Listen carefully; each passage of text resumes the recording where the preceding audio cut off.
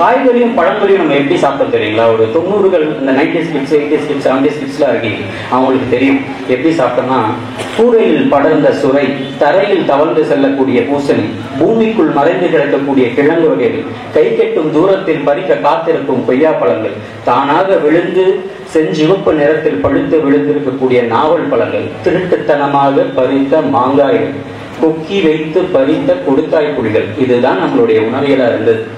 ஆனால் இன்றைக்கு திருட்டுத்தனமாக ரசாயனங்களின் மூலம் பழுக்க வைக்கப்படக்கூடிய பழங்கள், திருட்டுத்தனமாக செயற்கை ஊக்கிகளால் மருந்தடிக்கப்பட்ட கீரை ரகங்கள், பழ வகைகள், இப்படிதான் சாப்பிட்டு இருக்கோம். இதே போலவே கஞ்சி, எத்தனை வகையான கஞ்சிகள் நம்ம கிட்ட இருந்திருக்கு. இந்த கஞ்சினா நம்ம எல்லாரும் நினைக்கிற மாதிரி ஒரு ஜெயில கொடுக்கக்கூடிய உணவோ, இல்ல ஊட்டம் அதாவது ரொம்ப குறைஞ்சிருக்கும் போது காய்ச்சல் நேரத்தில் எடுத்துக்கொள்ளக்கூடிய உணவோ கிடையாது. நிறைய வகைகள் இருக்கு. அதுல சுக்கு கஞ்சி சார்ந்து எடுத்துக்கலாம், பஞ்சமுட்டை கஞ்சின்னு இருக்கு, ஊட்டக்கஞ்சி இருக்கு, உடலை மெலிய வைப்பதற்கு கஞ்சி இருக்கு, உடலை பெருக்குவதற்கு கஞ்சி இருக்கு, ஆண்களுக்கான கஞ்சி இருக்கு, பெண்களுக்கான கஞ்சி இருக்கு. இப்படி வயது பிரித்த நோய்களை பொறுத்தும் கஞ்சி ரகங்களுக்கு பழகியவர்கள் நாம். பட்டினப்பாறையில எடுத்துக்கிட்டீங்கன்னா இலக்கியத்துல சோறு வடித்த கஞ்சி ஆறு போல பரந்தொழுகி அப்படின்ற ஒரு வரி வரும். அதாவது நம்ம வடித்து கொண்டிருக்கக்கூடிய கஞ்சி முழுவதுமா எடுக்கும் பொழுது அப்படியே ஆறு போல ரோட்ல போயிருக்கிறதா அந்த கற்பனையை சொல்றாங்க. ஆனால் இன்றைக்கு அந்த கஞ்சியும் நம்ம தவற விட்டுட்டோம்.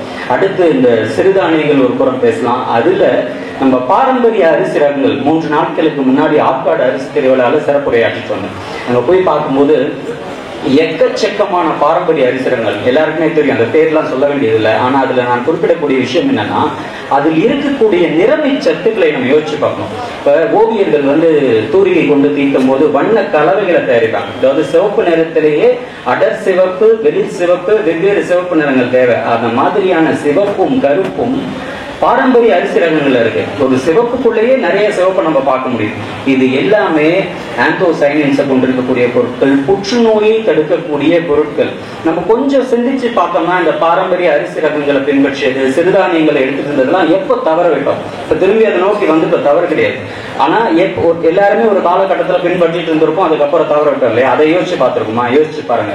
ஒரு உணவு புரட்சி ஏற்பட்ட பிறகு, பஞ்ச காலங்களில் நம்முடைய மக்கள் தொகை பெருக்கத்திற்கு பிறகு, தேவை அதிகரித்த பிறகுதான் அதை எல்லாத்தையும் தவற விட்டுருக்கோம்.